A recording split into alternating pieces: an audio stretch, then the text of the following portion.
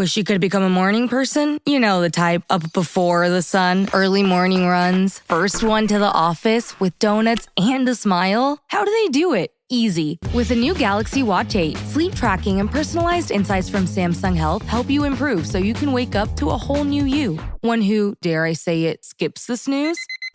It's possible. Train your sleep with Galaxy Watch 8. Learn more at Samsung.com. Requires compatible Samsung Galaxy phone, Samsung Health app, and Samsung account. The family that vacations together stays together. At least, that was the plan. Except now, the dastardly desk clerk is saying he can't confirm your connecting rooms. Wait, what? That's right, ma'am. You have rooms 201 and 709. No, we cannot be 5 floors away from our kids. The doors have double locks. They'll be fine. When you want connecting rooms confirmed before you arrive, it matters where you stay. Welcome to Hilton. I see your connecting rooms are already confirmed. Hilton, for the stay. No one should have to choose between their own safety and their pets. But nearly half of domestic abuse survivors delay leaving because they can't bring their pets with them. Purina is helping to create more pet-friendly domestic violence shelters through the Purple Leash Project, so survivors and their pets can escape and heal together. Visit Purina.com/purple to learn more. 10, 9, 8, 7, 6, 5, 4, 3, 2, 1, 0. Women's Wrestling Talk, the #1 women's wrestling network on the planet.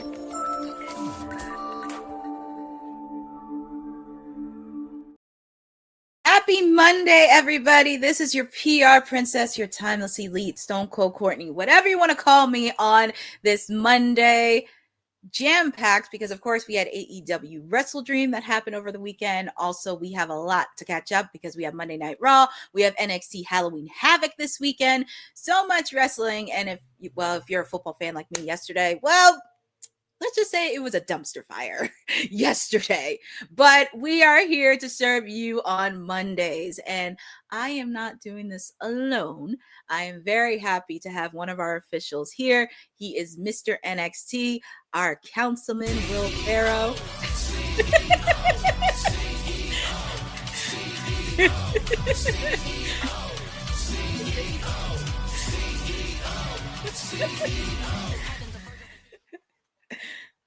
You can tell by the title. You can tell by the title I had. Yes, that's right. I'm finna change my name. I'm finna change my name to Councilman Monet for this episode. Good old Councilman Monet is here, man. Oh, I can't wait to talk about that. But glad to be here. Like you said, we got a lot of wrestling to talk about. So let's do this. But we also have another person on deck. He's been around for the last couple of weeks and happy that he's back on the show. Mr. Kane McCoy here. How are you, sir? I was about to start, I saw the dance and I got excited. I was like, yo, I wish I had some dollars, man. I'd have showed you. I was like, man, yeah. What's the Cash App, G? Will Ferrell, Pharaoh. Okay, you can put that in. They gotta spell the name right. Happy to be here. Apologies for the toothpick thingy. I just left the doctor. The doctor who does with teeth. So not Britt Baker, but a actual dentist person. So I just left the dentist. The dentist was not Isaac Yankum DDS, FYI, even though could have been, because the way that Medi-Cal be set up, they just kind of give you anybody to look at your mouth. So if I bleed, then yeah. So 12 Boza. 12 Boza. Yeah. 12, not 10. 12. Well, we are going to talk about it because we are talking about this because we might as well kick it off because Mercedes Moné won her 12th belt over the weekend, and she had a busy weekend because she wrestled in Mexico. We thought we were going to have a celebration, but she had a match at WrestleDream, and she had a match yesterday for the WPW Women's Championship, happened at Winnipeg yesterday, and now she is a holder of 12 belts. I know with the Owen Hart one, but she has the TBS title, the Interim Ring of Honor Women's title, the CMLL Women's title, the Red Pro Undisputed British Women's Championship, Queen of Southside Championship, Discovery Wrestling Scottish Women's Championship, EWA Women's Championship, PTW Women's Championship in Poland, Beast Jet Women's Championship in Italy, the Body Slam Women's Championship in Denmark, and obviously the previous two that I mentioned. So and stop. That took like a minute to say. That was like a minute and a half of just. It was stop. It was stop. But I just wanted to get you guys' quick thoughts on this achievement because it is a historic. Whether you like it or not, it is historic.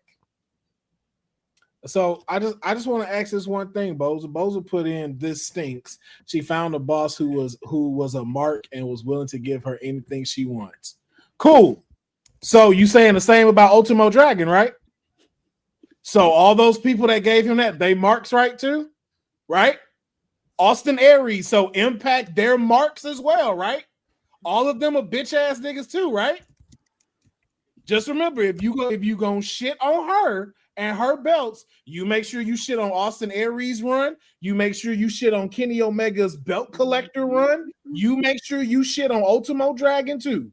Give all three of them the same hate you giving the CEO right now.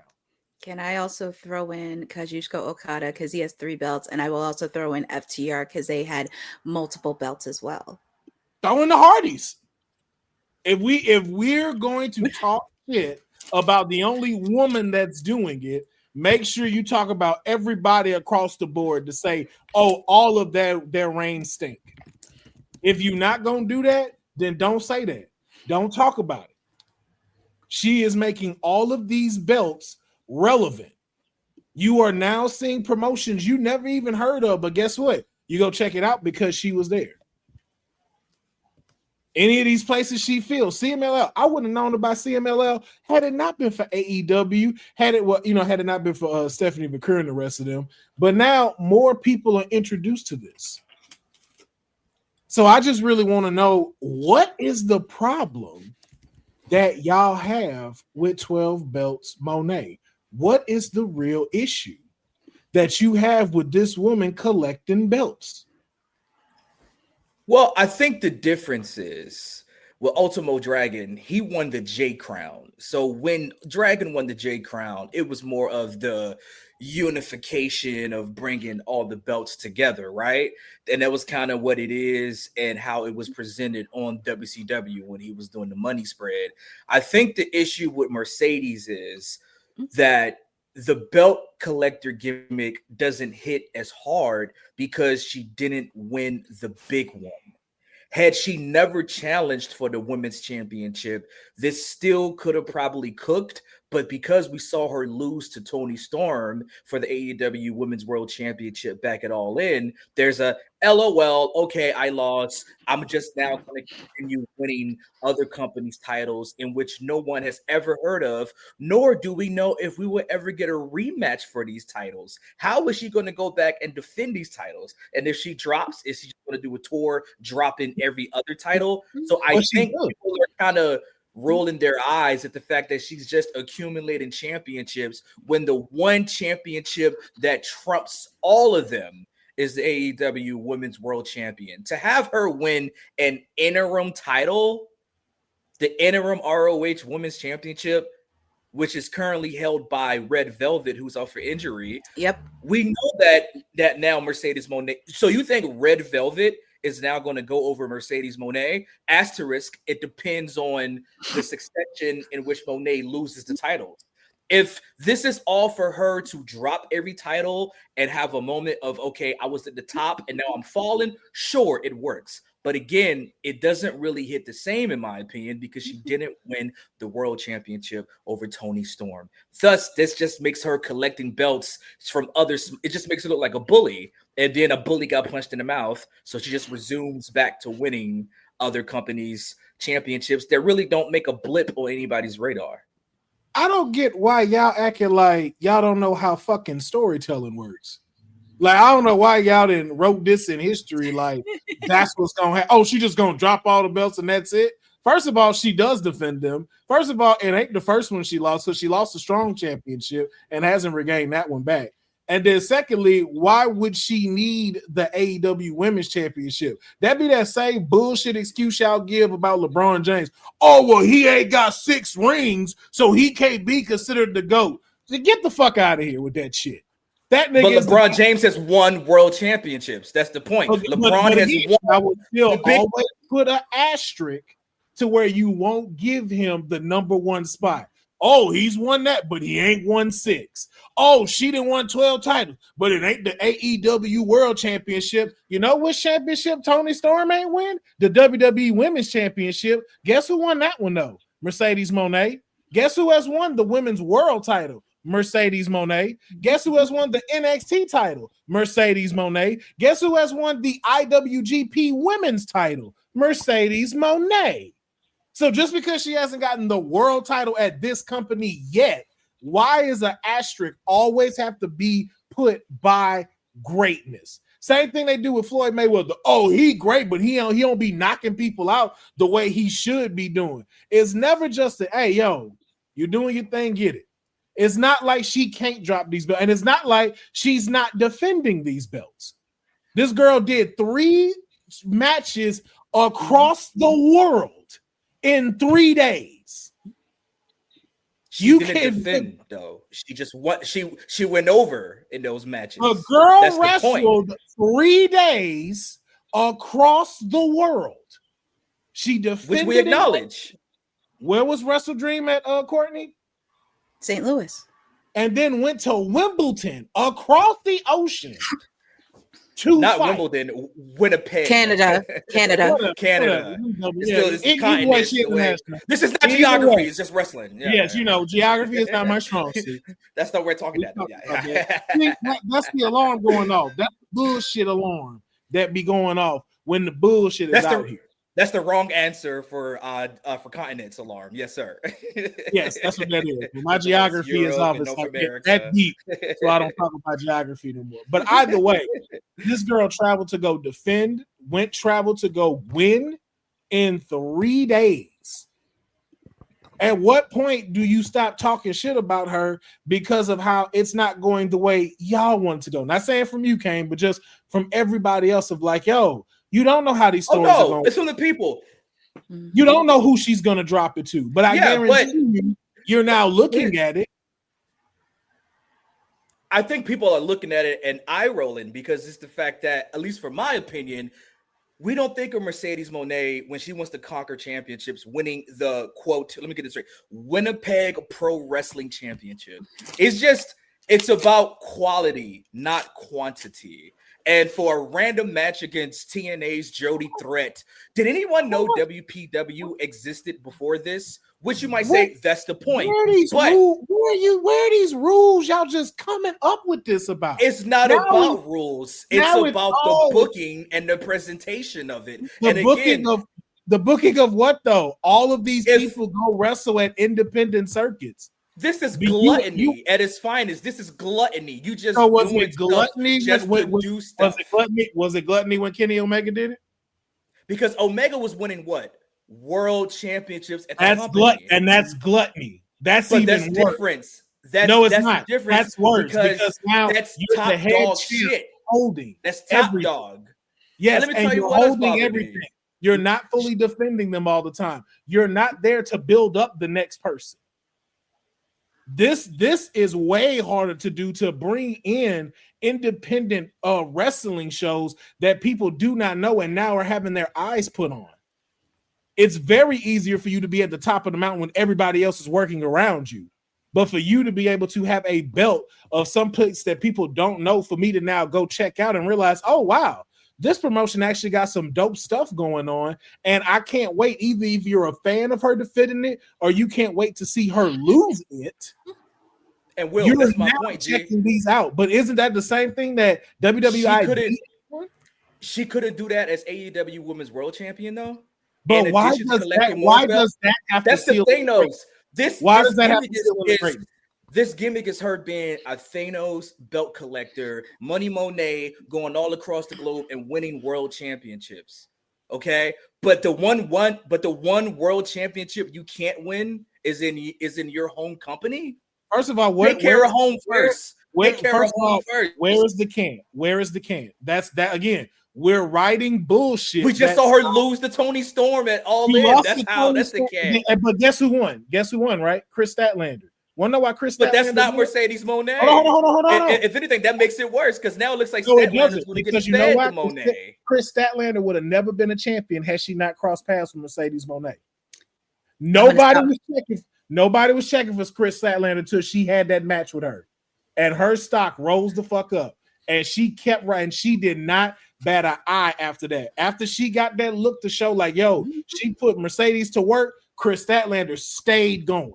She did not drop the ball. That's why she deserves to be champion now. But you would not. Statlander.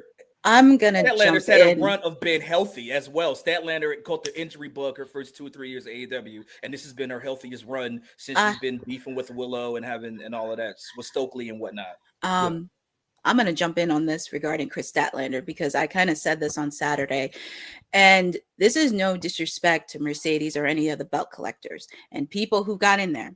I don't like it when people shit on the rest of the AEW women's division and think they're amateurs because she got there. People tend to forget Chris Statlander was a TBS champion because she won it when Jade was there, and people tend to forget she had a freaking injury. And also, I'm not taking nothing credit away because I'm happy Chris Statlander is getting TV. You didn't provide her with no development. You didn't provide her with no character at all when she was TBS champion and had her drop it to Julia Hart. And that's why I am happy Chris Statlander is doing that. But at the same time, I just hope she's not a transitional champion the way she was TBS champion. Yes, champion. Because no. I don't care. Because if you're going to do the same thing, she was TBS champion, and this is no disrespect. This is no disrespect to Mercedes. She should have at least held that belt a long time. And also with the fact, too, I want this story to keep going because people tend to forget with Mercedes, she is going to hit it. She's going to be hinged for a minute because Chris Statlander did the one thing that she couldn't even do at all in Texas. And that is really going to be very, very, because I'm going to tell you something, because everybody was on it when, Mercedes is going to be Tony. And look what happened on All in Texas. Now, I'm not saying she could be Chris Statlander. It is going to be a good match because this is the third time they're going to meet. And if she really wants to put over, it's not going to be a match. Chris Statlander has to beat her. No, she will. She will. That's why I say I don't agree with the short-term champion. She not. She gonna have her run. She gonna after seeing what she did with Toni Storm. I'm like, nah, Chris Statlander got it. This is her time. Which is, again, another reason why would Mercedes need that belt? She don't. Where she's at is where she needs to be.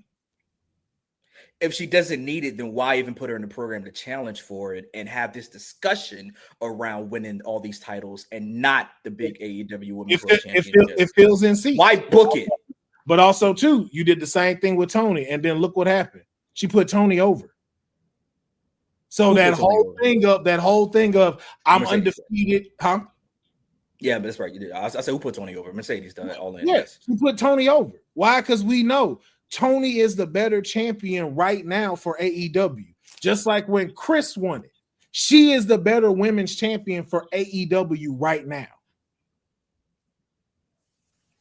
That's why this whole thing of she's undefeated, she's fucking with creative. It's like, how? When the one belt y'all keep saying she need to have to make all this valid, she's not, let me not say allowing other people. It's being written for others to be able to rock it.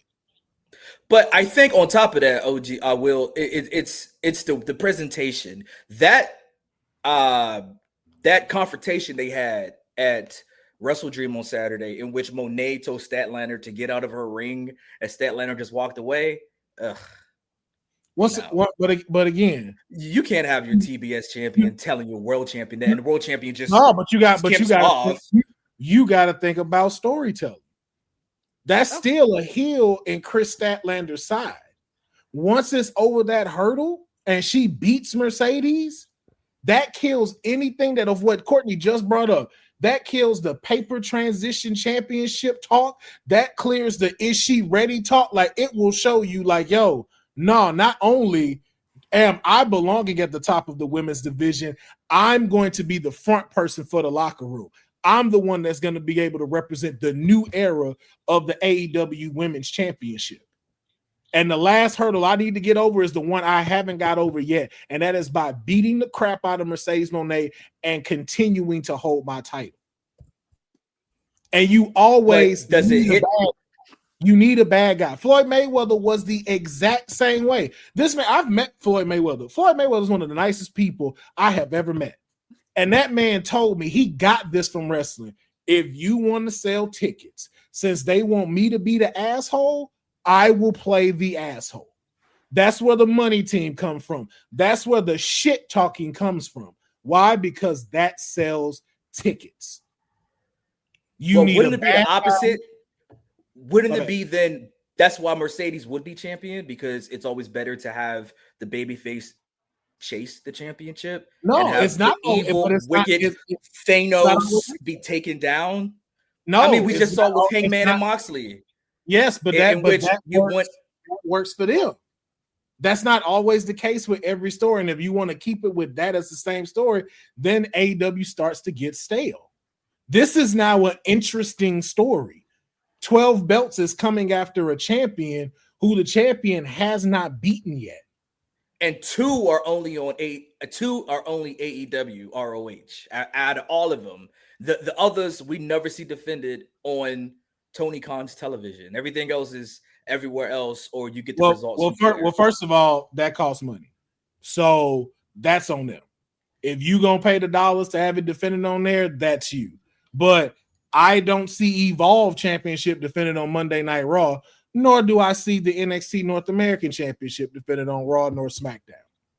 So where they're at or where they need to be at. You don't see Hog of Glory. Well, if they do get defended, well, she need to defend it on TNA. That's that. Now we just getting into the politics and business format. Tony don't own. Well, none of they want to put the titles on TV then. Like Hog Wrestling's not on TNA television. Those other championships make AEW television. Which is, again, that's free advertisement. Is it not? I'm literally, these are literally a walking billboard for these other promotions. Well, that just goes against your argument. You saying that Hog is not on TNA or anything like that. No, what I'm saying is I'm saying that shit costs money. Like, it is money. It's contracts you got to go through to say, hey, I want my stuff held here. You know, so these bookers, these indie bookers are paying Tony Khan money to have Mercedes Moné. No. You misconstruing what I'm saying. What I'm telling you is they ain't paying money to have the matches for this belt defended. Look how much have we, correct me if I'm wrong. Yeah, they're not defending Hog on TNA. They're not defending anything. Courtney, has the IWGP World Heavyweight Championship ever been defended on AEW? Yes, it was actually defended last year at Forbidden Door with Jon Moxley against Naito. And it had to be an AEW star to do it. Oh, well, they have a relationship. Oh, right. My bad. Go ahead. Correct me if I'm wrong. I think when Moxley was champion, he did defend it on Dynamite. I just forgot who it was. He did defend it on a Dynamite. And they have a relationship, and they have a relationship and partnership with them. These other brands do not have a partnership with them. This is a collective effort with Mercedes Moné because AEW allows you to wrestle outside of the company. Now, again, if AEW decides, hey, we're going to do AEW ID, that might be a new look for them. I mean, they have AEW ID technically, but just them wrestling on the indies. They just not tied in. What I'm saying, but like bringing all of them programs together, though. But again, the sky's the limit for that. Like, again, AEW is just what? Again, correct me if I'm wrong, Courtney, 6 years old now? Yep, six. The sky is the limit to make all of this come together. I think at the end of the day, just so we're not completely staying on this, is just let this story cook up. Like the fact we talk about AEW and the fact that we're talking about what's going on. That's the beauty in all of this. The fact that we're talking about all of these independent places that we've never heard from. That's the beauty of all of this happening right now. How do you see as bullshit calling? No, I'm kidding. How do you see this wrapping up though? Like, because is she just going to collect 18 million titles? At what point does she like Like, what happens? That's again, that's like you asking me, when does Cody drop the belt? When does CM Punk retire? When does Drew McIntyre finally go on? I don't fucking know. I don't write this shit. What I can do is enjoy the ride and know that I'm a part of a history where I got to see a woman gain 12 fucking belts and be the best in the damn world. So no matter where she decides to stop this reign at, no matter when she decides to drop it or how she drops it, the acknowledgement needs to be, this is a historic run that was given to a woman, a black woman at that, that's going to be cemented in wrestling history. And I hate that we have such a big group of people trying to tarnish that legacy. Not talking about you, Kane, that are trying to. Oh no, I know what you mean. Just because they don't like how she acts, they don't like how she's defending, how she's doing this. Yet nobody did that when Kenny Omega was here. Nobody did that when Austin Aries was running around here. Nobody did that when Ultimo Dragon was riding around here. Well, does anybody remember Austin Aries like bill collector run? I remember Austin Aries run. I remember that. I remember we had the Defy Championship, the IPW Championship, the Impact Championship, the one that had the little lightning bolt on it that almost looked like the World Heavyweight Championship. I remember Austin Aries run because I was excited when he came to WWE, and then he had all that bullshit. So I remember I remember the belt collector run. But again, no one. But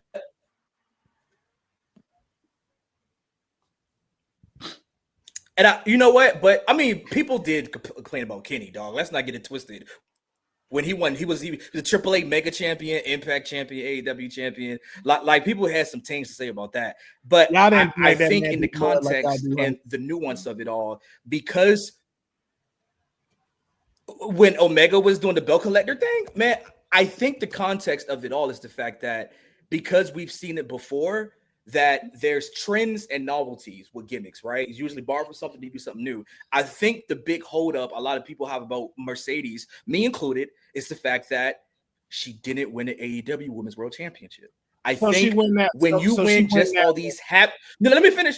When you win all these happenstance things from these companies we've never heard of, it's quantity over quality, which is like, okay, if you had that Women's World Championship and at least won it and dropped it, it's like, okay, it's part of it. But you're holding your main company's secondary title. You're holding the secondaries company's secondary title. And then it just looks like you're beating people up in the sandbox. You aren't challenging anybody worthy of your status. You're beating tomato cans. We've had a lot of boxing analogies. So Mayweather, she's beating up tomato cans and taking their championships. And it's like, what are we doing here? The one person at your level, we lost to. And this is speaking like just the gimmick, the storyline wise, we saw you face somebody who was on your level and you lost to them for the Women's World Championship. And now everyone else, you're just bullying smaller companies and collecting these titles from these companies that they don't mean anything. It doesn't hit. That's why you saying I got 12 titles, but it's like, what are the titles? Who are the people? Where's the prestige? I'm just winning stuff to win stuff. Stolen valor. So what you're saying is the companies that she got don't mean shit. The hard work all the people put in to promote don't mean they shit. They are not at the level of somebody of Mercedes Mone and saying, I'm a world-class champion, but you're battling somebody in Winnipeg Pro Wrestling, which don't cap. We didn't know it existed until we saw the announcement on Saturday. I was like, Winnipeg Pro? Damn. Okay, word. I guess that's and then everyone saw it and it's like she's gonna win it. So everyone's just like, oh, she's gonna win another championship. Let me get this. Let me get this straight then. So you saying because of the caliber you at, you shouldn't go to other places and win things. So like if Courtney was in Hog Wrestling and she's the champ, Mercedes Mone came, Courtney should be like, I shouldn't be wrestling her. She's too good. Why would she come down here and wrestle me? There's ways you can you make it something general that should be more in context because Mercedes Mone is a world champion. Would Michael Jordan enter his YMCA adult league and win 6 titles straight? Yes, Michael Jordan just won YMCA adult league titles. No, the hell he would not. Scottie Pippen. Scottie Pippen has definitely done it, and you can look that up. Not no pro-ams or Rucker Park. I'm talking about you and me at Planet Fitness, and Michael Jordan shows up and beats us for the men's under 40 or under 60, whatever the hell championship, in the rec league championship, and Jordan holds that up like, I got my 7th ring now. No one said he would do that as his 7th ring. I'm saying that's what you're saying. That's what I'm saying about Mercedes. That's the point. Oh, a person that was in the NBA playing in the D League, you shouldn't be there. Oh, and winning rings and adding on to the rings. Yes, you're a champion. You're a champion. So you're going to count your 6 NBA rings plus the rec league plus like the summer church league. You know, you're going to count that. That's what Mercedes is doing. We're talking about major company world championships. So you put it just like that. So does that mean Ric Flair should not count all of his 16 titles? Those are NWA. What are you talking about? NWA. Hey, listen, NWA is down here. That's beyond his stature because he's in WWE. No. NWA, Jim Crockett Promotions. NWA was the biggest company in the world. What are you talking about? And where is it now?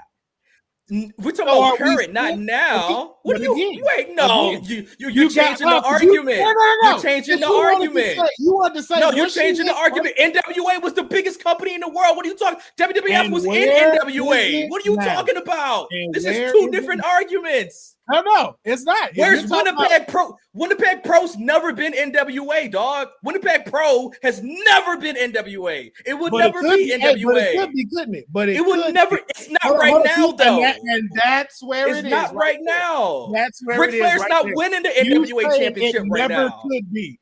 That's Ric where we are not right now. winning the NWA World Championship right now. Independent promotions, and you have no idea how big they can get. That's where the bullshit is coming in because we're talking about now. She's okay, not we're winning talking about now, and right now NWA. It will be bigger.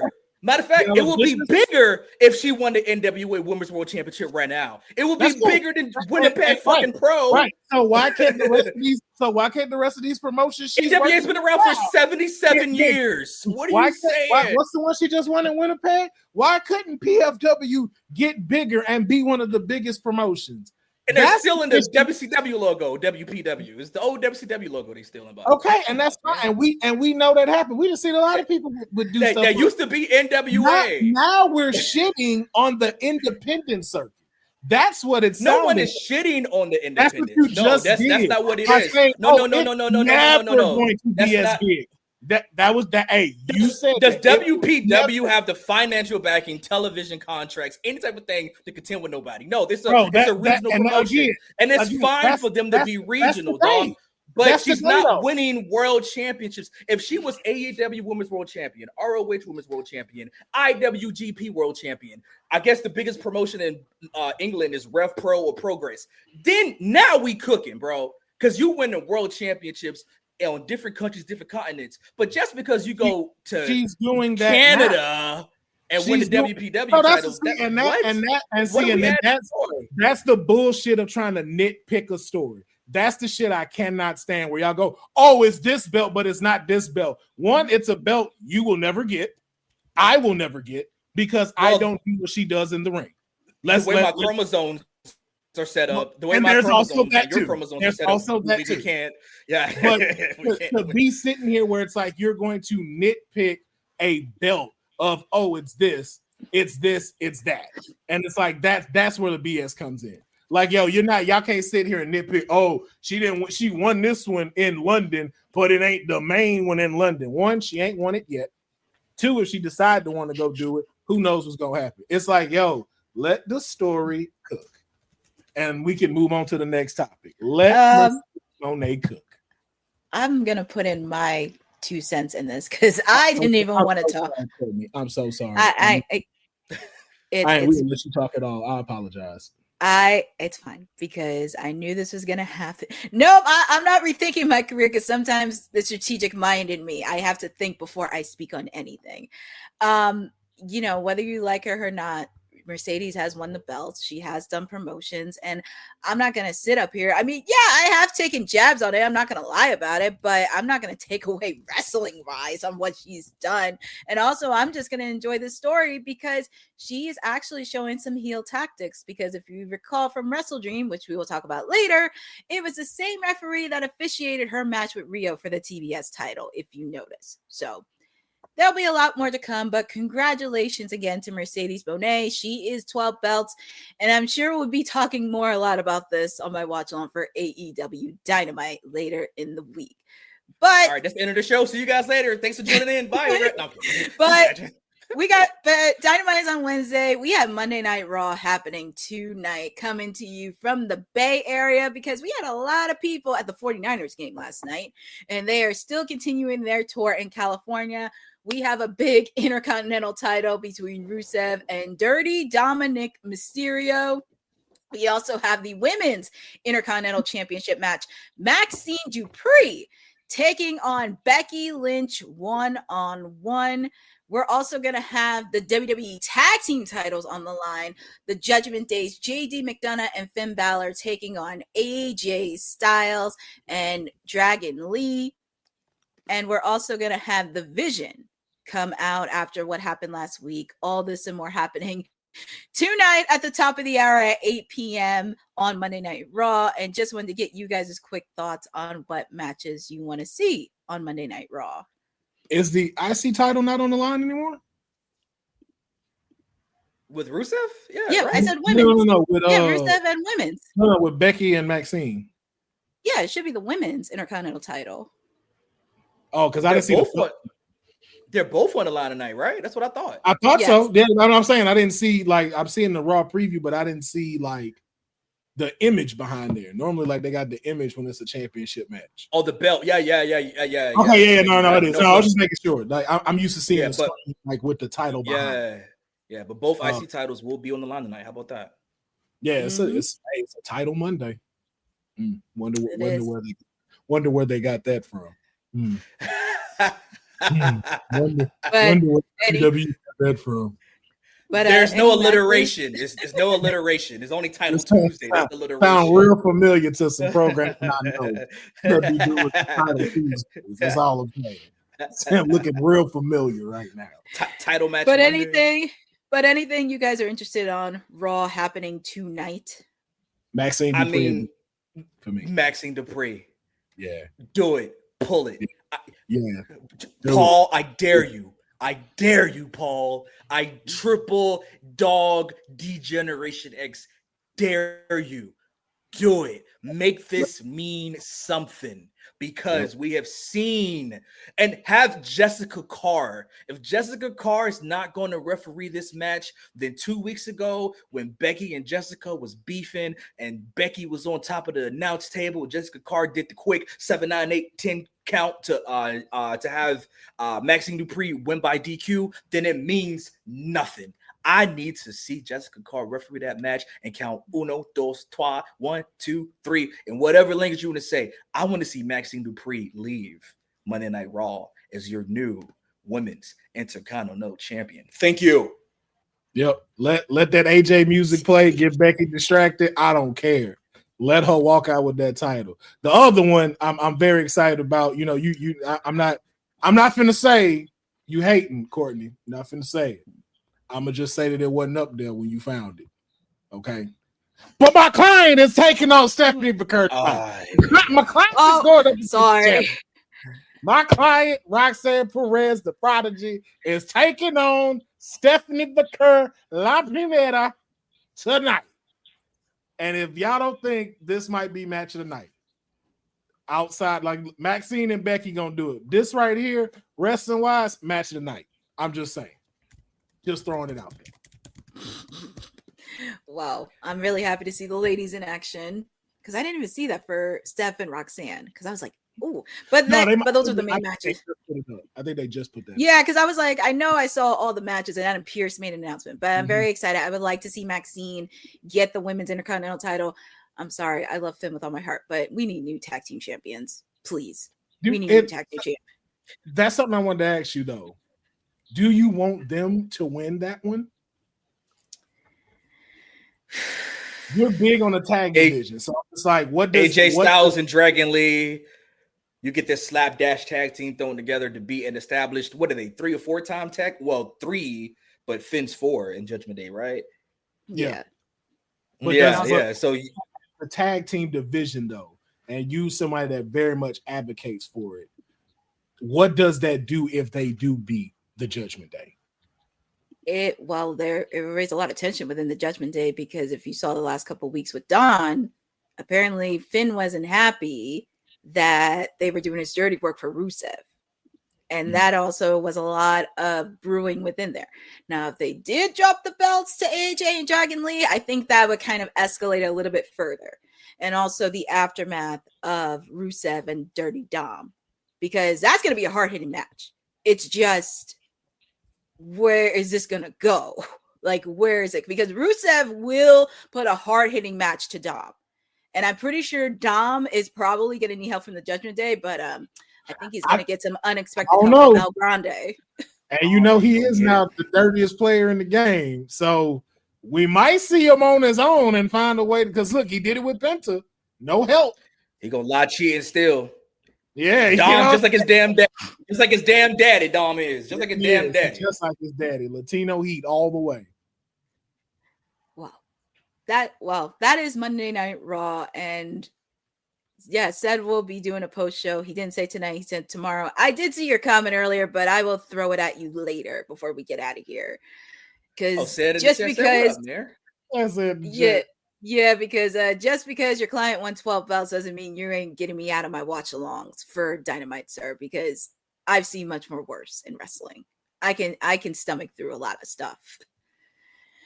But anyway, that's Monday Night Raw, and just some unexpected news that happened. So Bobby Horn, better known to fans as Mo from the tag team Men on a Mission, unfortunately passed away over the weekend. And this was actually announced on Sunday by Book Pro Wrestlers on Facebook.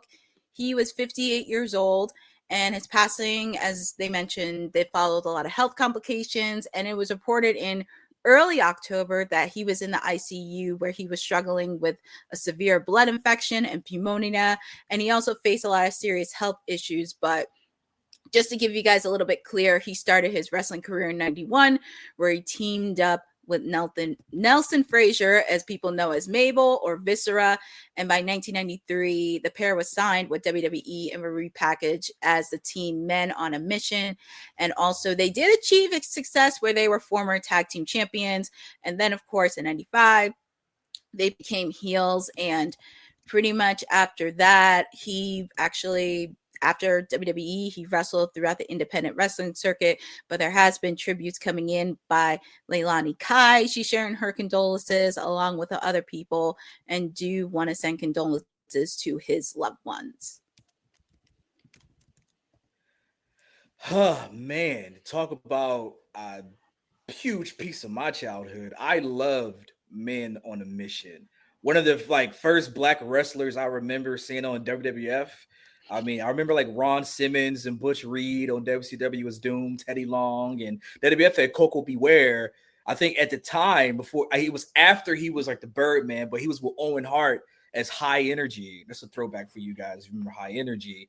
But I remember Man on a Mission being oh man, it's the first time I've ever seen 3 black wrestlers on WWF TV before, and they were rapping to the joint. Man on a Mission, beat people up.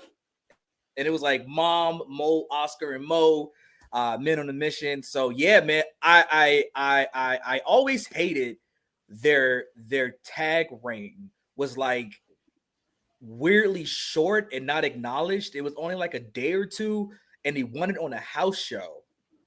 It's I remember being mad about this as a youth, as a young teen, as a young man. I was I can't believe they won the title, and then they lost it back to what was my guys? It was PCO in Canada, the Quebecers. They were beefing with the Quebecers, and it would just never happen again. And then Mabel he won King of the Ring, became King Mabel. Nothing really happened with that, and he became Sir Mo as his jester. Oscar just kind of went away, Yeah, I just didn't like the way that Men on a Mission were booked, but that kind of goes to like how black wrestlers were booked during that time anyway. But definitely should have been more. Should have been more because Men on a Mission were over, bro. They were over, man. And I just felt like they never got their proper due in WWE. So, but regardless, there's pictures of Mo and Mabel holding up them championships. So, yeah, man. Thanks for the memories, Mo. Well, you have any thoughts or you remember Men on Mission? Yeah, I do. I also just remember Mo like wrestling a good little while. Like I think he didn't stop till like maybe a couple years ago. As far as doing wrestling, man, just hey man, they both up there now, doing some heavenly tag team matches right now. So hopefully they facing the mega powers and disrespecting the shit out of Hulk Hogan. I'm sorry. Could you imagine Hogan? I don't know, brother. I can't go over. What? They go over on him, brother. Like what? I don't know. What? In front of St. Peter, you're not gonna go over? Come on, bro. I can't let him win at the Heavenly Slamboree. I can't do it. Can't do it, brother. Yeah, you can't do a rub for the new guy. You can't get the new guy to rub Hogan. Can't do it. Can't do it. You can let him do a spot. Can't let him get them. Can't let him do it. Can't Macho Man get the lights though. Macho Man. Yeah, must leave the pin. Yeah, of course. You gonna have to lay that one down.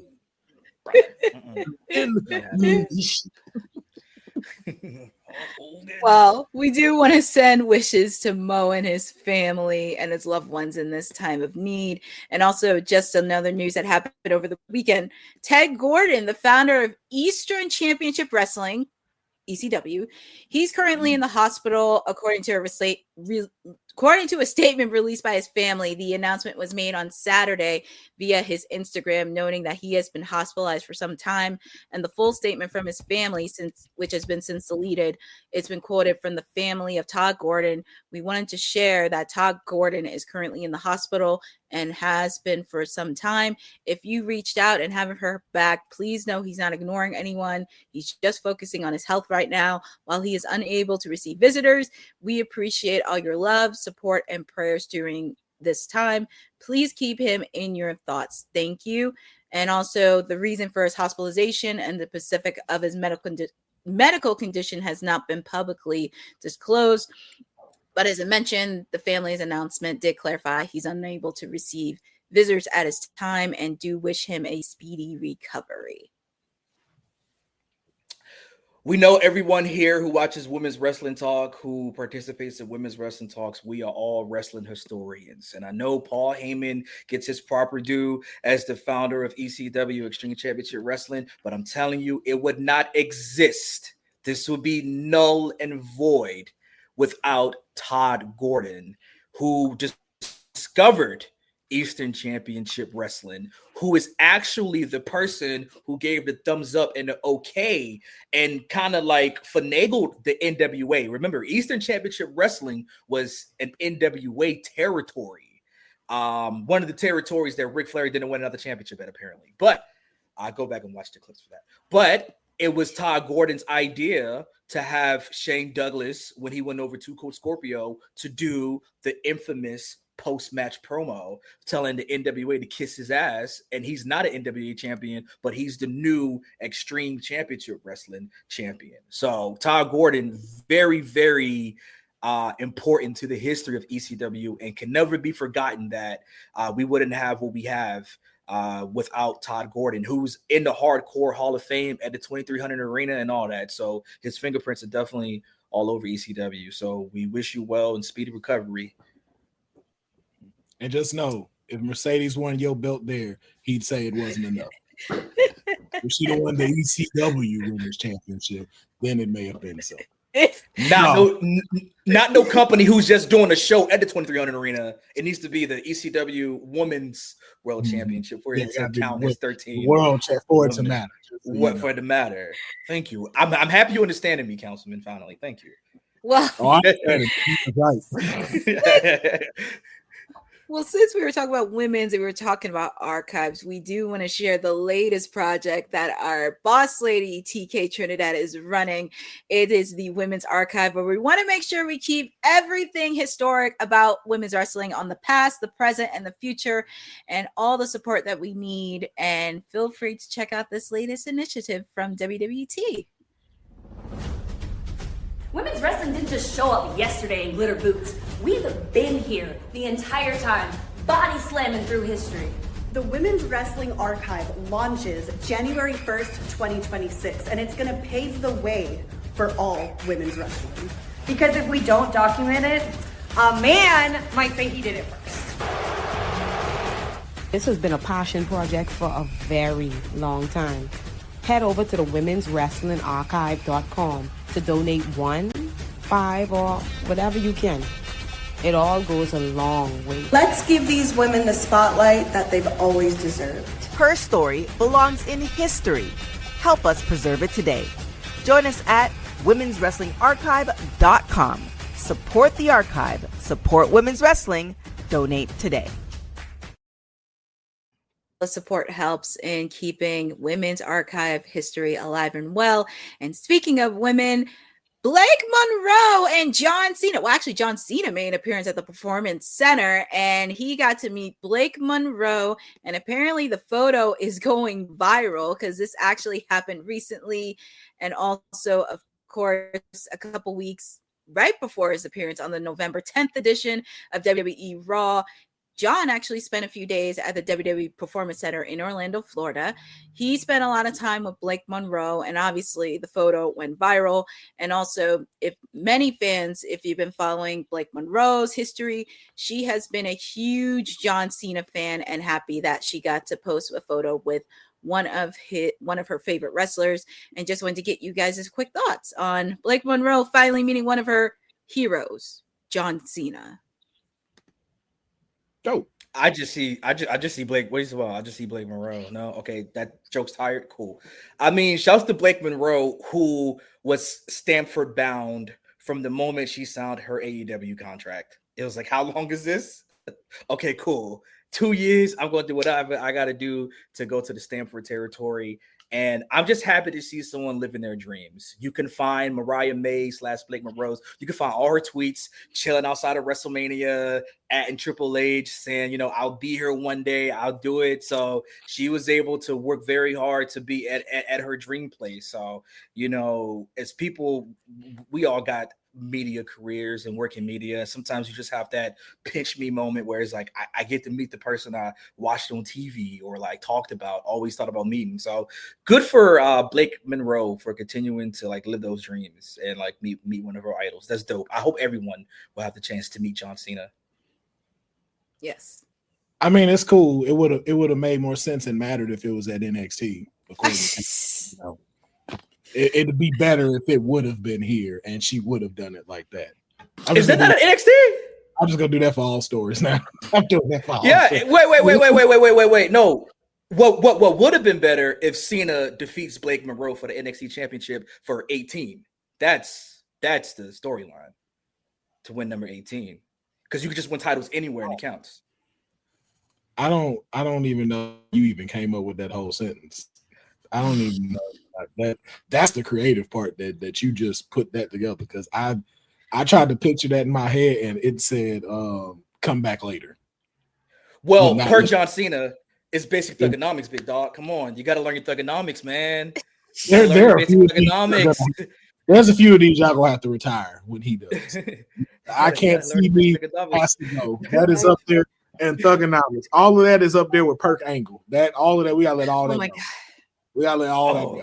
Peak. But it's the same thing. It's the same thing Kane said though. Like he has always advocated to want to be in WWE, and being able to meet one of your heroes like how you just did, especially on his last leg of his like run, I think that is something dope. And then you get to meet a John Cena that's not to say that he's ever been an asshole or nothing like that, but you get to meet a John Cena that has really found a big purpose in his life and like a good mentality. Like I've watched a lot of his interviews that he's been having recently, and you can tell like he has a very different mindset, a very humbling mindset.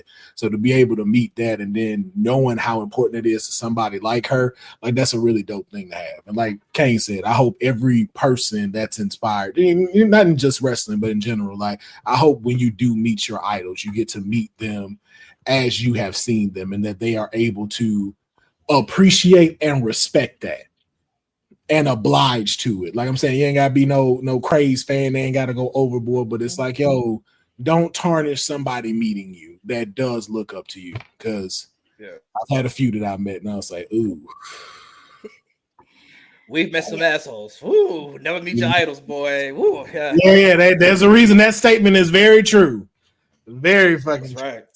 I'm very happy Blake Monroe got to meet John Cena, and also I got to meet Blake Monroe before she left AEW. So I actually very happy I did get to meet her. And it's always nice meeting your idols if it's not wrestling or everything else. But like, don't be a complete asshole or go crazy over them, because they are humans just like everybody else.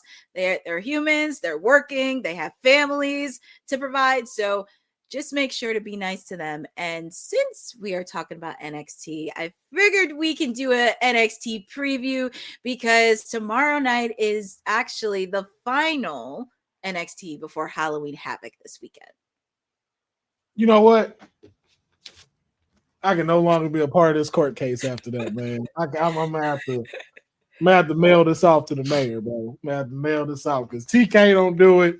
Don't nobody else do it, man. I was campaigning for it, man. Cause like, can a brother get a NXT preview on the show, man? And look, man, Courtney,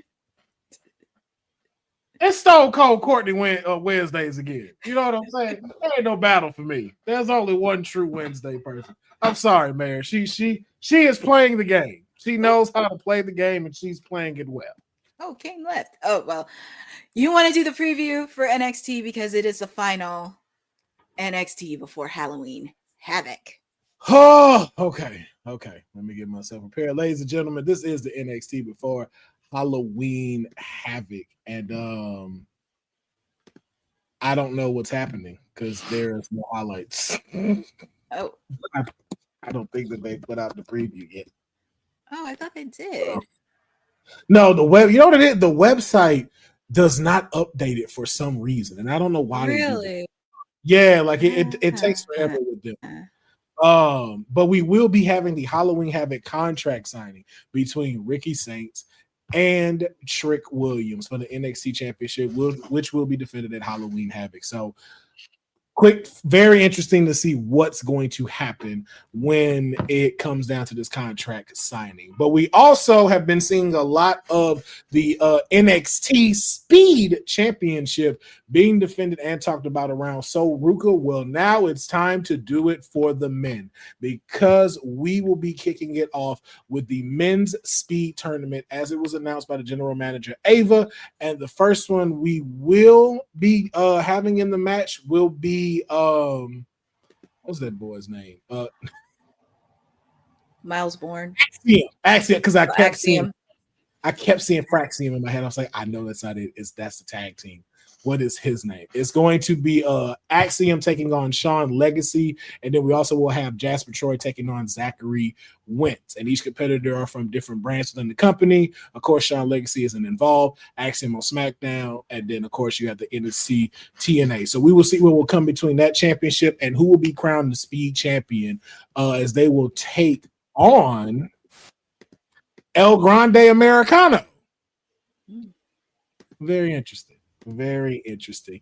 And then we also will have the TNA division champions. Leon Slater will be taking on Stax Lorenzo. We also have a tag team match with the returning OTM versus Hank and Tank. I'm very looking forward to this because, again, I want to see the tag division get built up. We're very much lacking in that when we got a lot of tag teams circling around the locker room. So hopefully this gets something brewing once again in the tag team division, and maybe even see a full OTM reunion with them two and Miss Parker. Still want to see that trio do something. So this is what's going down tomorrow on the NXT taping of CW, and of course CW doesn't allow you to watch stuff live unless you got cable. So we are still we still fighting, y'all. We still fighting to try to make CW do something. We trying. Yeah, they really gotta fix that, man. That is a bad choice to have NXT. That is weird. I want to make sure I yeah, you know what? It's Nexstar. Nexstar needs to get their like stuff together. I know they're busy trying to like, censor folks, but maybe you should open up. Open stuff, it'll be a lot better.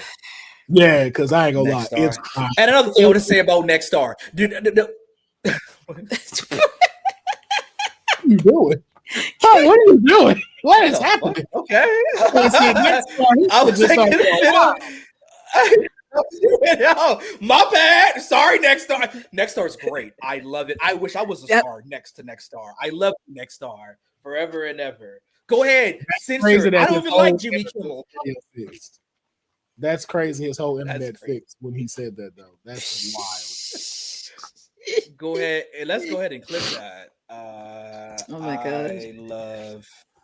Yeah, but they doing a lot. Like I think I went to my cousin's house to watch one at one time, and they had a commercial like "You should join ICE to make America better." I was like, "What the fuck is this?" they were showing that on TBS during Dynamite. Oh my god! Hey man, don't put this between my wrestling. I'm just trying to watch real grabs, dog. I'm trying to watch real grabs. You know what? No, Court, you're right. It is Aaron doing a lot of wrestestling shows. Maybe they know the people to target. And maybe Hangman, I don't see it doing like NFL. Hangman was saying something about that. You're right. Like it is Aaron. And them like I don't want to call it pop, but like political commercials. Oh, you know what? They did air that commercial. I believe, during CBS during a football game. I forget which one. It was during CBS. Yeah. Well, that was some BS we did see. Anyway. Oh, is he defending the title? I didn't know he was defending the title. Leon Slater. Leon Slater, bruv. Listen, I'm gonna need a Javon Evans, Leon Slater tag team run. It could be TNA tag titles. It could be NXT tag titles. I would prefer both of them, seeing how we saw the Hardys come in and interact. Remember, if they put it on TV, it's for a reason. And we've seen Leon Slater get his flowers from the Hardys, especially with Leon Slater having the Swanton 450 is what it is. Is that what it is? He does the Swanton 450 Something finish? like that. Imagine Leon Slater doing that on Jeff for him and Javon Evans to win the tag titles. And plus, they got to still do it Dark State. Dark State. You want to see? You want to see Dark State, Councilman? If the tag team division was on fire, yes.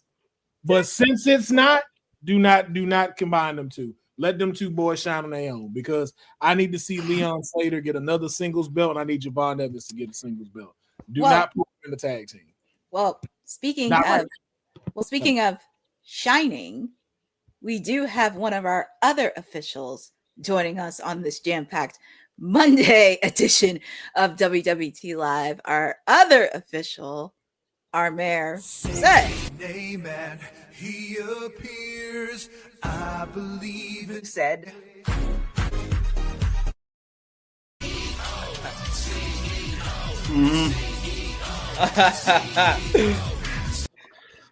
I know what you thought.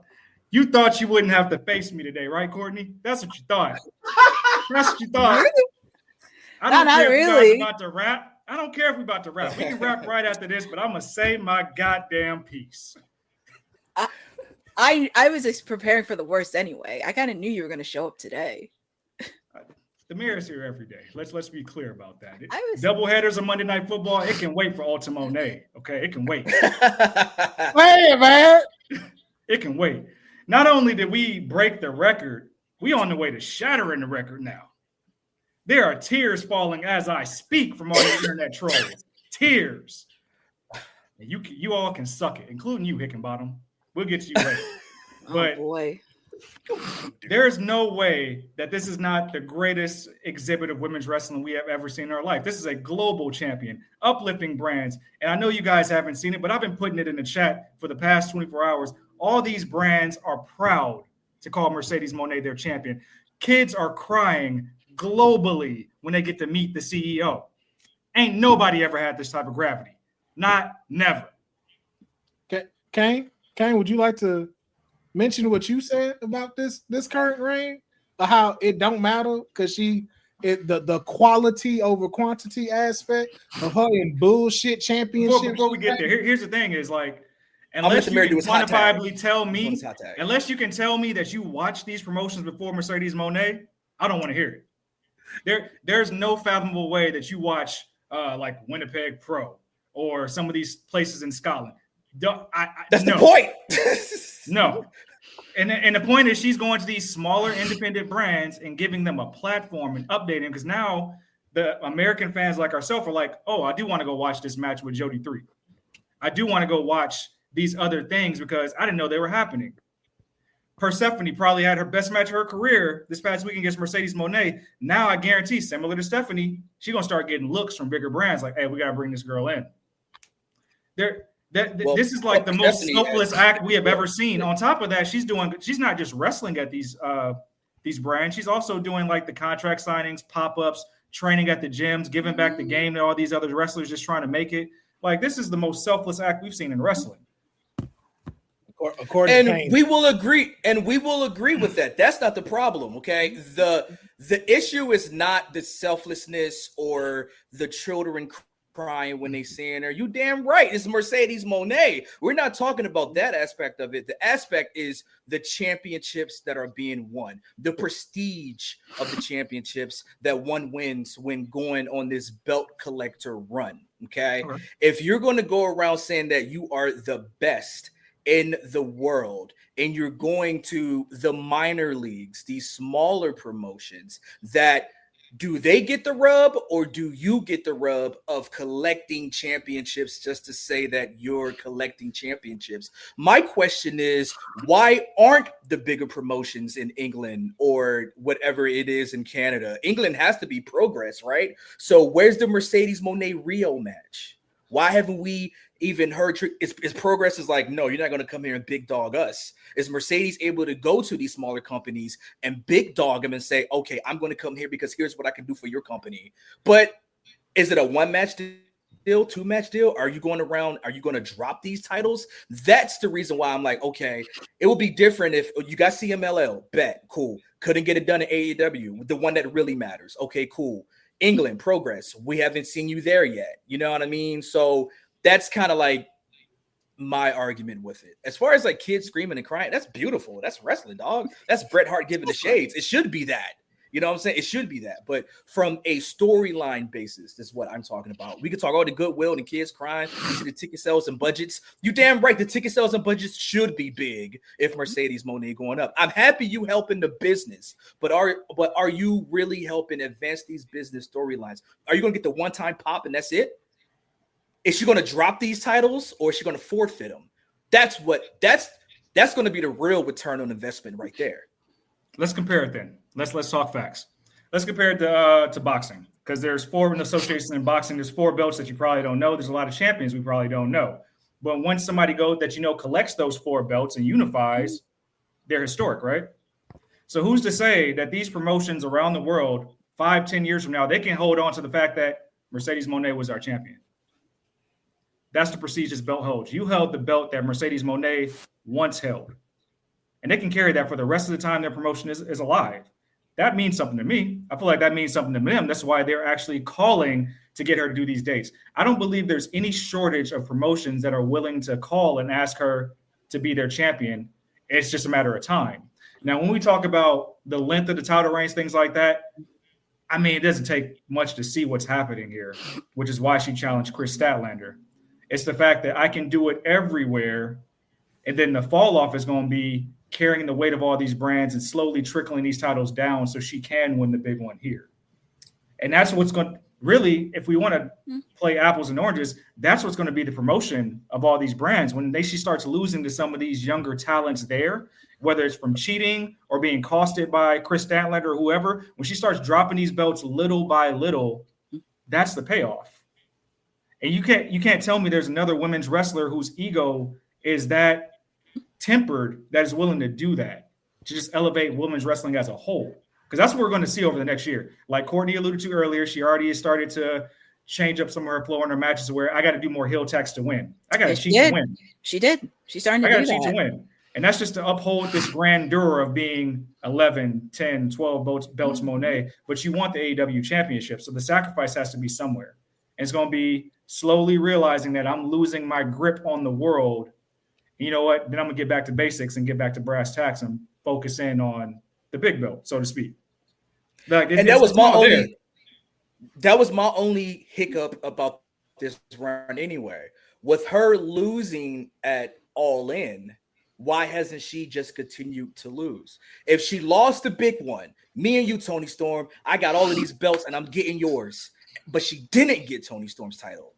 And it just felt like, LOL, JK, I'm going to go back to winning championships elsewhere then. Like, it didn't bother me. The fall off should be happening now, in my opinion. You lost the big one. So you just shrug it off and just continue about your day. She's won, 3 new titles, I believe, since? Yes. Losing because we're circling back. 4. We're circling back. That's why she said, Christelle, I'm going to take something you love. And when she can't do it, but she's doing everything else here, it's a trickle-down effect of, damn, am I putting too much focus over here? Now I'm going to start losing my grip over here. So does Toni Storm come back then? Because that's the one she lost to. That's who she lost to. She lost to Toni Storm. She doesn't need to go for the belt. She made Toni a bigger star by dropping in that match than anything. She established Toni Storm as staying power, like the top star in that brand, with her already being a full title run. Toni Storm, the bigger star who lost her next 2 matches, who lost her championship immediately right after in the 4-way, and then lost 1-on-1 to the champion. That's who she got over? Yes, because Mercedes was undefeated. Yes. Toni Storm was over before Mercedes even showed up to the company. What kind of over, though? You're facing the global champion that's undefeated all over the world. That's a big rub. The person who was a bigger star in WWE than you were as well. Let's be clear about that. Exactly. Okay, but we're talking AEW. And the thing about it should have been, if we're going to go with that angle, then go with that angle then. If I am the bigger star, then yes, I'm going to beat you, Toni Storm, and continue my belt collecting. So I feel like we're missing the selflessness there and saying, like, I'll drop my first one. That's the selflessness. I'm going to make a star here by drop. Same thing with Chris, because I don't think she's going to beat Chris. He's like, I'm going to elevate this division by losing here too. Now I'm telling the story that I can't win the big belt. I'm great everywhere, but I'm great here too. But I can't win the big belt. I ain't got shit right at home. Everything I talk shit, but when I go home, it's dysfunction. She's the longest TBS champion. That's her accolade. Which we know was only done to spite Jade. It's only done to spite Jade. Now, see, that's what you're throwing. That's crazy. Now you're doing that. That's not what that's risky. She's not a bigger star than Jade now? Adding stuff into it. She's a bigger star than Jade. That's ordained. Like, that has to happen. Yes, you can tie it to it. Yeah, but I feel like that was more because we didn't know what to do with Jade because we didn't want Jade to wash the main event scene either. That's an indictment on Toni, but not Mercedes. Well, we gonna see. That's all I gotta say. Hey, and he gave you a story of how it goes. So again, are we still hating? Nobody's hating on it. I said a similar thing before Mary got on. I said a similar thing. I said at some point you're going to have to drop these, but it's how and the rub happens. But ultimately, though, the storyline for me just don't hit as hard as it should because she didn't win the big one. But when she drops all of these and wins the big one in like Wembley or wherever we're at next year, it's going to be a bigger moment. It is. It's going to show that I had to really lose in order to win. And then come back up. You got to see the downfall. Which is why I'm saying, why couldn't that be happening now, though? That's the only thing I'm caught up on. Because, again, now you build up the AEW's women's championship. And I'm not saying no woman has done that. I'm saying as far as a company of AEW who has 1,300 belts, this is how you make it important. This is how you decide. Why wouldn't the women's champion do that? You're not saying, but I'm just saying Councilman Mercedes is the tide that raises all ships. We're seeing this across the world here. It's undeniable. It's like, why not put the title on her then now, and she could be AEW Women's World Champion, still doing all of this? Because she then can still be doing this as champion. You don't need it. That's what I'm saying, bro. Look what you're building. Like, look how big of a star Tony is. Look how big of a star Mariah May is now. Mariah May is in WWE. Chris Statlander, that's because of each other. Tony, I think we can make the same argument with Becky Lynch. She don't need the world title to elevate the rest of the brand and elevate other women. It's the same thing. But she's been champion already, though. She's been the world champion. So her been champion everywhere else too. Yes, no, AEW, all elite wrestling. Okay, she's never. All elite wrestling has only been around for like 5-6 years. Mercedes has had a career longer than AEW's existence. That don't really matter. She headlined WrestleMania, the biggest wrestling promotion.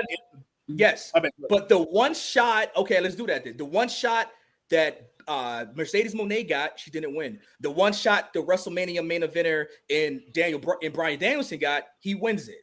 You see what I'm saying? So it's like, and then that raises, okay, so who's going to dethrone a guy that main evented WrestleMania? Why couldn't it be for Mercedes? Well, who's going to dethrone the woman who main evented WrestleMania in the first singles match, right? The first ever singles match at WrestleMania, because Charlotte, Becky, and Ronda Woods was a 3-way. That's even bigger for her to be women to run around like, big thing swinging. So I just feel like the execution, I think we're going to get to where we're going to get to. I'm just kind of on the execution of it. That's but the story you're even putting, that's what becomes because then you do it where she's champ, let's say, and then you're now putting all of these people against her that's not winning. And right now in this women division, a lot of them can't afford to have that right now.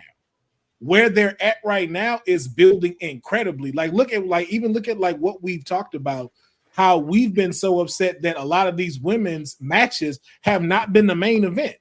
Like Tony and Mariah should have closed the show at these PLEs. We're now looking at even at Chris Statlander like, yo, y'all need to be letting these girls main event PLEs and have more matches than some of the men.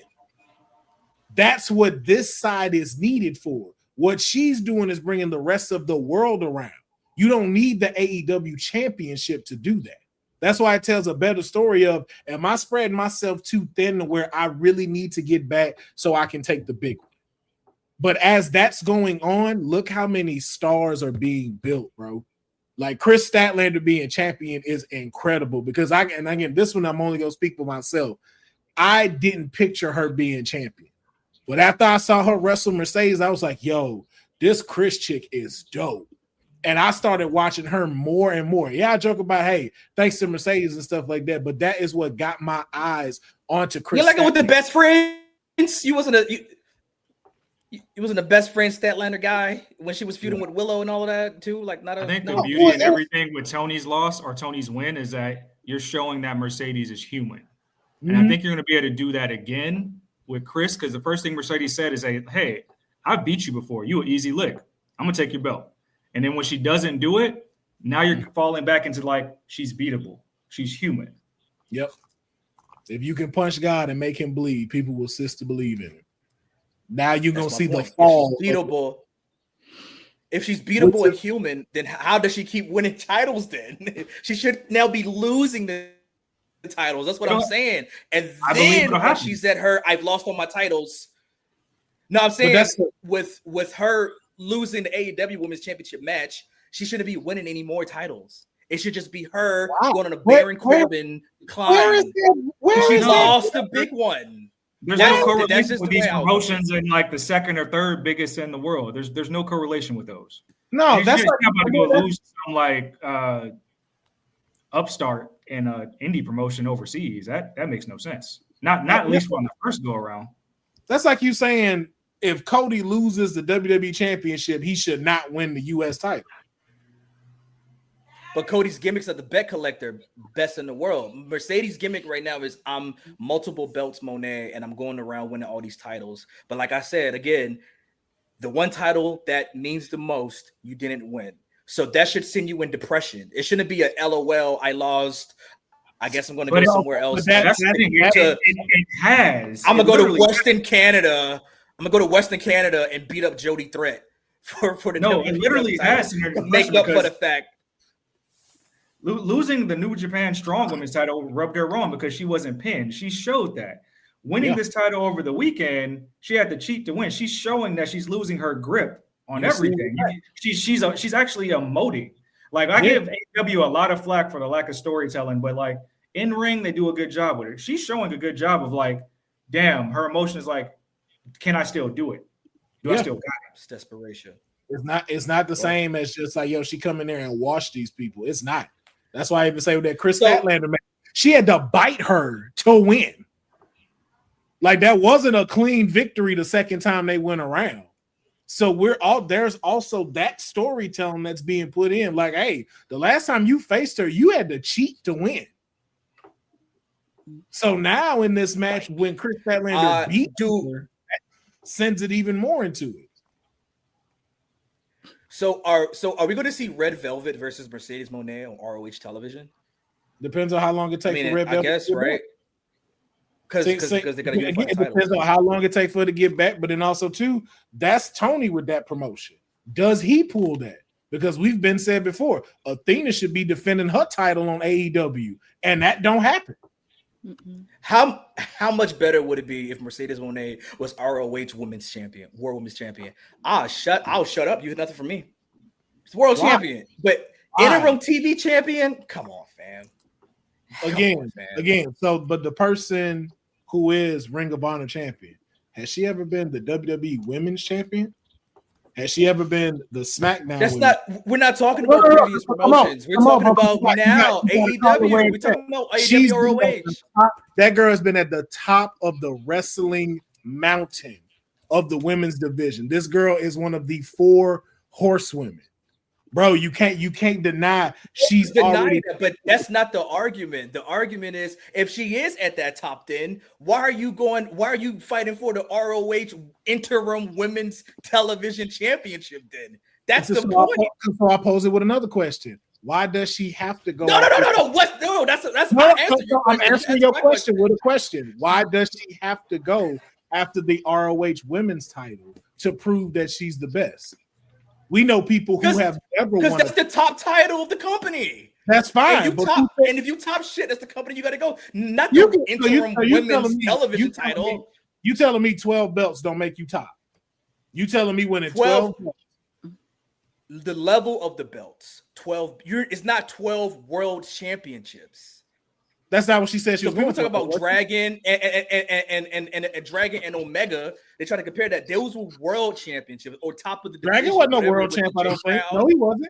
Dragon wasn't or top of with the J Crown. It was the unification of the divisions. And that was a minor. That was a minor divisions. That was minor divisions. No. Top of the divisions. You can Google that. No, American wrestling only has the heavyweight as the number 1. But like in Mexico, the light heavyweight is the top shit. In most companies, like the lighter heavy is in divisions. So it's not a TV or in it, whatever. It's the heavyweight division, the light heavyweight division, cruiserweight, whatever you want to call it. There's divisions and you're the divisions champions. It's more like boxing style where you're the champion of that division. So Dragon was running around with those. He was like that guy. That's why he did the money spread, with the titles. So Mercedes is not that girl because it's not world title. Because it's not the top titles. It's impressive, yes. But how much better, how much harder would it hit if it was the world championships? I'll take 4 world championships over 12 just random indie promotion bucks. Because it just looks like gluttony. It looks like the promoters are marks and just doing whatever. So it's always gonna be the same asterisk like y'all do with LeBron. It ain't 6 rings. I don't asterisk LeBron. No, I'm saying the same for basketball fan. It's always he'll never be the greatest if he don't get 6 rings. It's always that asterisk. It's not an asterisk. It's a valid argument. It's a valid argument. You know, because everything else has broken every other record that he's done. I'm not gonna go too far in it because I don't know sports like that. But with everything else that's been done, it's always gonna be here's the asterisk when it comes to people being the GOAT. Same thing they do with Floyd Mayweather. Oh, it's cool he got 51 wins, but it'd have been better if it was 51 knockouts. It's like, yo, there's no pleasing. I don't think it's knockouts. It's who he fought. It's some of the tomato cans. Some of the stuff that was I know it's not me. I know what you're saying. But for the sake of argument, you know, it's just about. I think it's about the Mercedes opponents. I think it's about the company she's doing it in. Oh shit, hell yeah, Mercedes, way to shut up John Laurinaitis to them. Get your money, shouty.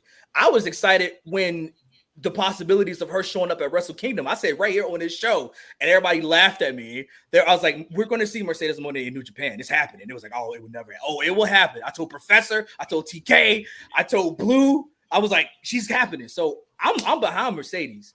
I just wish the presentation of the belt collector thing was a little better. That's it. But again, we still got time. We got it. Well, not for the show. But did you just say that Floyd fought tomato cans? Some of them. He ain't fight Pacquiao when Pacquiao was on. You hear that right? You hear what there's not enough time. I ain't saying all of them with tomato cans. We got to revisit this. There's not enough time. All right.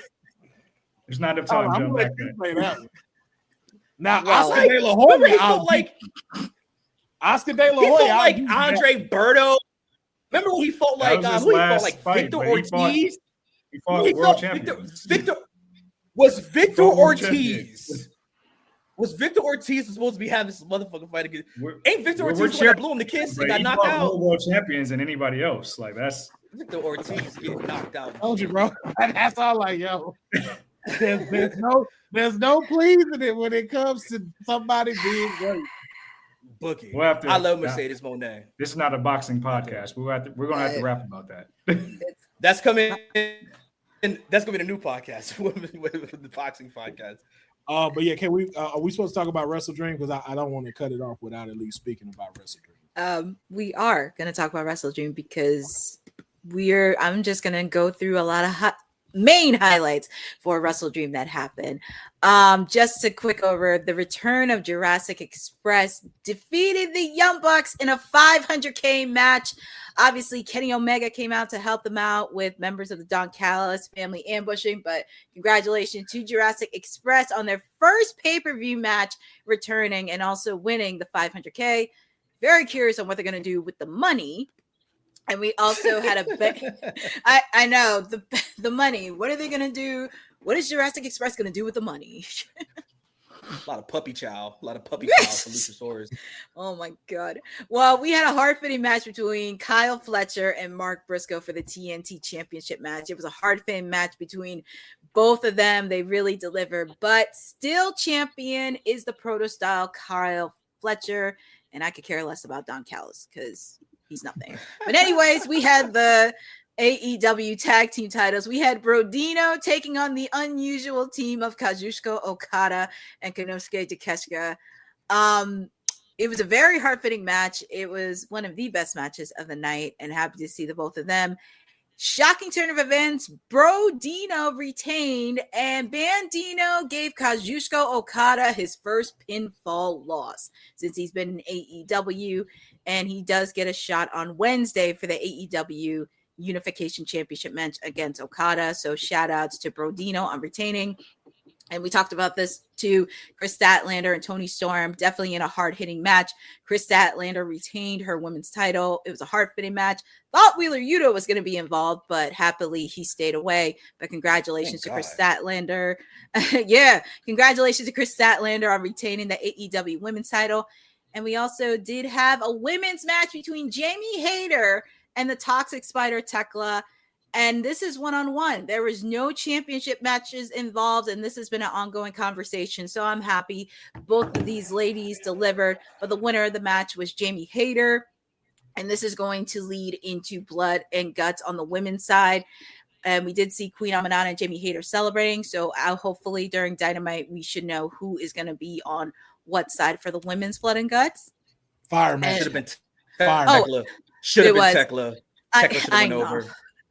I know. And we also got to see the AEW World Heavyweight Championship match. Hangman Adam Page taking on Samoa Joe. This was a banger of a match between these two strangers. These guys are no strangers to each other. It was a hard-hitting match.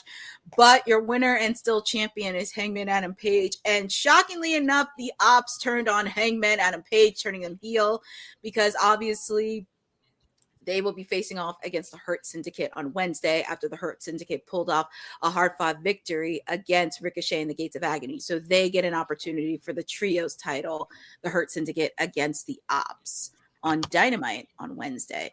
And then, of course, we had the main event, Darby Allin, Jon Moxley in an I Quit match. It was brutal. It pretty much everything that you needed. It was a year in the making for both stories, and we saw the return of Sting for an appearance. Always happy to see Sting, but you know, even though he's retired, he can make appearances. But happy to see Sting helping his friend Darby Allin out, and of course, yes, it's Sting. And Darby Allin, as you see, putting in the submission hold famous by Sting. And the winner of this match was Darby Allin, who, by the way, picked up his first pinfall victory against Jon Moxley at WrestleDream. And that pretty much wrapped up WrestleDream in St. Louis. And it was a lot of surprises. And just wanted to give you guys' thoughts on overall on WrestleDream and what match did you enjoy watching? Man, that was a lot of matches. It was. I think WrestleDream, like that footage right there is from 30 minutes ago. WrestleDream just ended. Like, is it like what would you compare WrestleDream to as far as like the PLEs or WWE as far as importance? Like, is this one of like the big four? Well, it's crazy. It's new, so it's new because it started 2 years ago because it was originally in tribute to Antonio Inoki, and he was one of the people from New Japan. So this was actually a new pay-per-view they started, but of course, like, their big ones is obviously Double or Nothing, Revolution, Full Gear. All right, we need to drop some of these matches. 13 was like All In did it right with the number of matches they had, but for some reason this one felt long. It was supposed to be 8. It was supposed to be 8 matches on the card. That's a good number. That's a good number. Like, because I mean, there was only one under 15 minutes, I believe I saw, right? I think Hurt Syndicate was the only one that was under 13, under 15, but all the other matches were 15 minutes or more. No, FTR's was, and the Harley Cameron and Willow Nightingale was. Those were 12 minutes. And then was the pre-show. I'm talking about like on the main card. Oh, main card, yeah. Yeah, everything was like, yeah. Even though it was cool that FTR and Just Be bled over. Big pop for that. Yeah. Big WCW Monday Nitro pop into the next hour when the fireworks go off and they be wrestling. Like during the match, they had to just be like, okay, act like it didn't happen. Yeah, and that shit was happening. And they're fucking just throwing haymakers as the fireworks are going off. Big pop. I was like, oh, we're in our second hour. WCW Nitro. Big pop for that. I love what Jamie Hayter and Tekla's doing. Little concerned about Queen Aminata because wasn't Tekla kind of like her biggest op? So I don't know if Aminata's injured at the moment or something, but it seems like Jamie Hayter kind of stepped in and took that. But Tekla's going to be a champion in 2026. TBS champion, or maybe within these tag team brackets that we're going to talk about. But you know, I'm really excited about Tekla. I love Tekla. I love her presentation. I love her moveset. I like everything about her. So really excited about what Tekla's going to do in 2026 for AEW.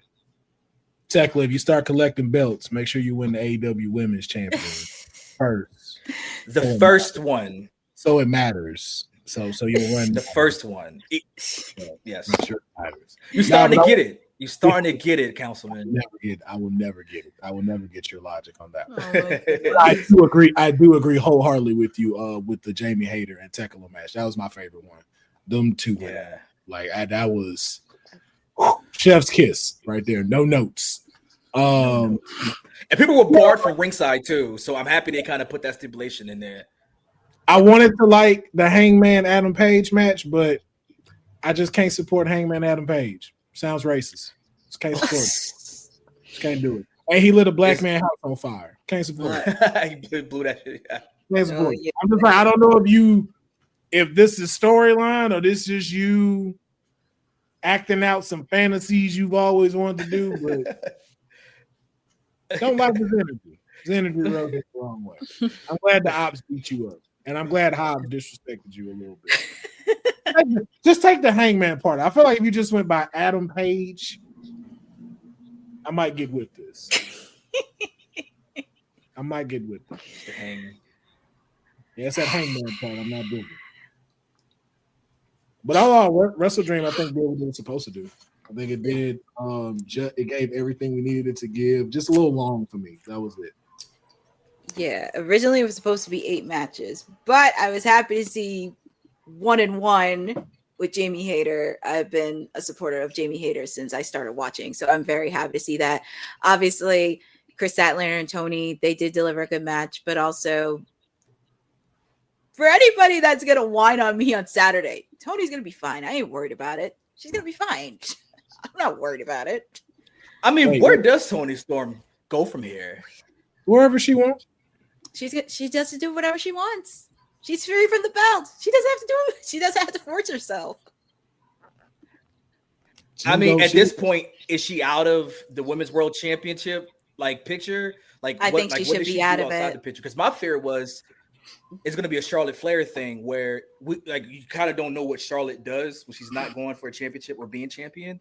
Now she's tag champion with Alexa, so that kind of was able to get everything straight with the are they friends, not friends thing. But that's kind of my concern for Tony is we've only kind of seen her in the title picture for the last 2 years, so this will be the first time without her. But Tony got such an over personality that I think no matter she pairs up with as far as a rivalry is concerned, it's just going to start elevating the women's division. So it's like if you decide to go out to somebody else that doesn't have a title, it isn't like it's not going to still be a banging match that she's going to put on. It's not like the promo she's going to put on. It's not going to be fire. She's a wanted commodity right now. So it's just just put her on television and let her do her thing. I think she's worked herself up to be able to do that. And I think that's the one thing that that Charlotte Flair didn't get a chance to do, because Charlotte Flair is a great in-ring performer, but personality-wise, they never gave her a chance to really develop that. Do we see Tony Storm enter the tag tournament maybe? I'm sure with Mira Shirakawa. Yeah, I'm sure both of them will do it, yeah. But what's their faces need to win that? Anna Jay and Ty, they need to win. They do not become the inaugural women's tag team champions. Tony, you have dropped the ball. Why did we even JAS? Why even JAS? Why even? Yeah. If they do not win those belts, y'all have lost the plot. They're making a case. They are making a strong case. But no, I knew them. I knew about them before really watching AEW. Remember, those were the two I did used to look at.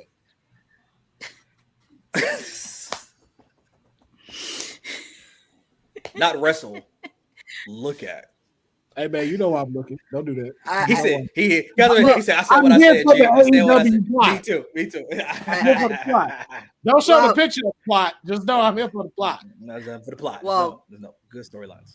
Well, it's usually this time where we're going to get out of here because we got to get ready for Monday Night Raw, which is on shortly for Netflix.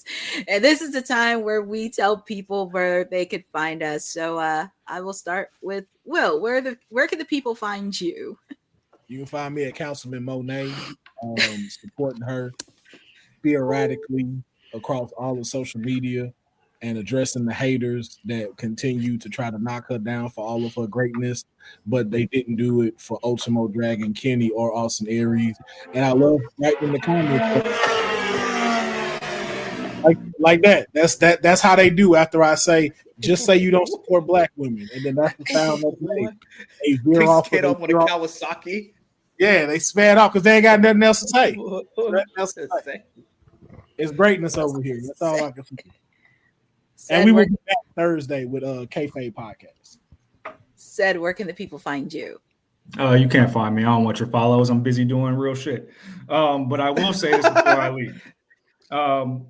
Here's why this belt collector reign is more prominent than anything else we've ever seen. And Mr. Perry of the Wrestling Club put this so eloquently that Ultimo Dragon won all his belts at one time. Mercedes has traveled the globe and won each belt individually from these promotions. So it should be held in higher regard. And I agree with that. The fact that she's not only upgrading these promotions, meeting fans around the world, but she's doing this with travel. I don't think this is even in conjunction with her actual AEW travel schedule. She's just doing this. So before you go online and cry about, oh, she's winning women's wrestling, I should play the clip. All this other shit that I see every single day. It's like, do your research. Because it sounds like you just don't like women. That's what it sounds like. Kane, where can the people find you? Damn, they said she's trying to John Cena heel turn ruin it. That's a little much. Yeah. As you could tell, I love Mercedes. To hell with BMW. To hell with Audi, all the German cars. If it ain't Mercedes, I don't want it. Hashtag Willow Nightingale, Mercedes Moné, all in 2026 Wembley. I need that match for the AEW Women's World Championship. I need it in my soul. I need it like I need to shut up and continue to say this. I'm at Kane McCoy. If anybody works at Twitter, X, anything like that, I'm just trying to get my Twitter account back. You know what I mean? Like, I'm like locked out. Them tweets got me in trouble. I put the watermelon and the flag and was talking about stuff and anarchy and all that. So it kind of got me. I'm sure that's what it is. That's the platform that kicked you off of that? Yeah. I should have got a like Nazi tattoo or something that would have kept me. Oh my god! Oh, it's all the stuff I've seen on Twitter. That's what got you. Yeah. I should have made an AI of Adolf Hitler dunking on Kobe or something. That would have got me a check probably or something. There's an AI that I saw where they made 9/11 a roller coaster ride. I was like, y'all are going too far with AI. Y'all doing too much. Y'all doing way too much right now. Should have never gave you Negroes computers, bro. I don't even want to blame us. That ain't us. I'm about to say something, but that ain't us. Yeah, you're right. That ain't us. Nah. Negroes in a non-melanated way. The non-melanated ones. Well, anyway.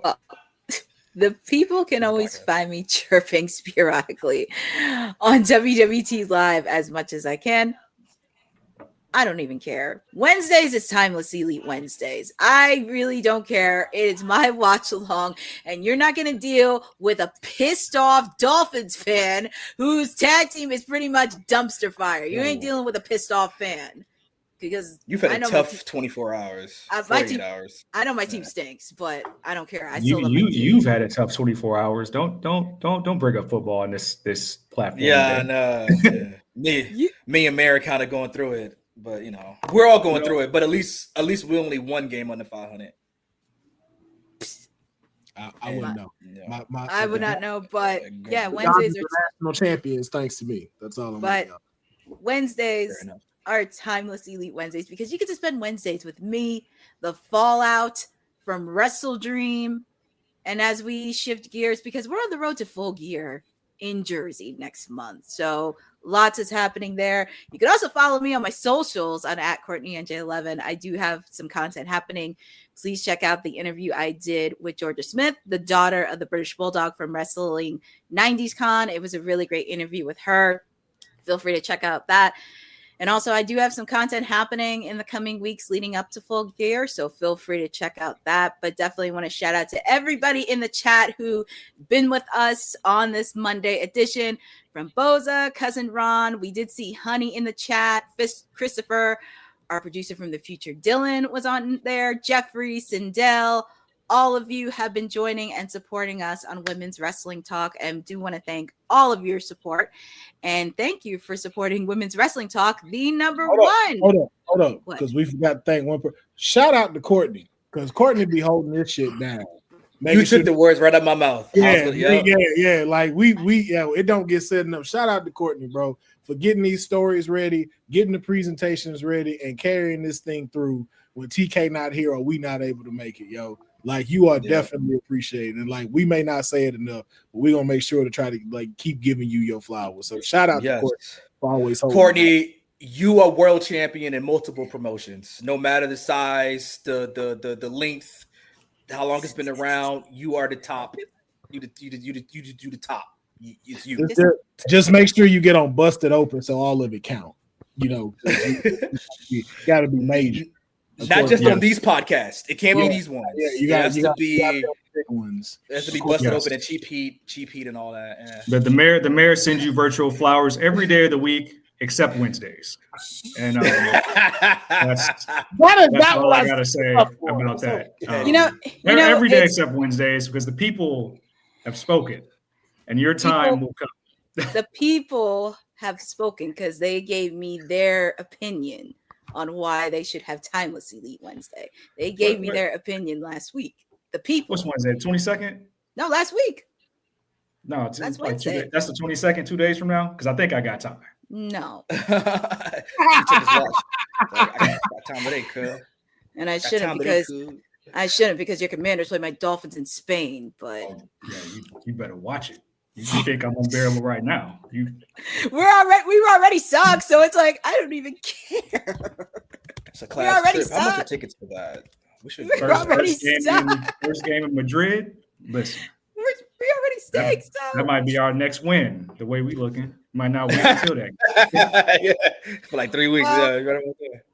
Well, it's time for us to get out of here because we got to get ready for Monday Night Raw as they continue their California tour in between this week and next week. But thank you for supporting Women's Wrestling Talk, the #1 women's wrestling network on the planet. Have a great evening, and we'll see you on Wednesday.